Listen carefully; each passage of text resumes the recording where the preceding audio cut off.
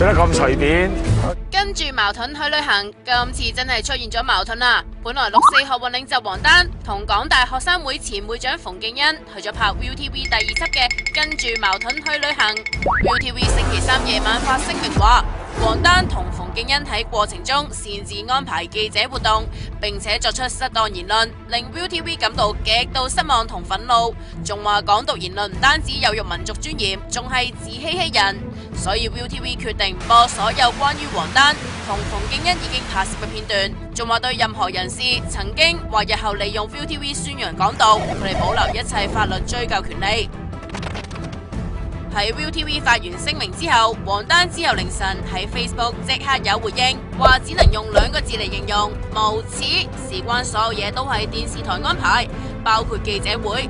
自己只係配合，仲話電視台出於咩原因咁樣做，天下皆知。受到北京壓力，要撤走節目都可以理解，但無故擅自舉行記者會就超出咗底線啦。香港已經淪落到呢種地步，我為香港悲哀啊！而根據亞洲電台報道 ，ViuTV 聲明中所講嘅擅自安排記者活動，應該係話佢哋喺今個月17號喺日本外國記者協會舉行嘅記招。當時馮敬恩喺會上呼籲國際社會支持香港獨立，而王丹就話香港獨立應該交由香港人民公投決定，相信以公投嘅方式最為合理啊！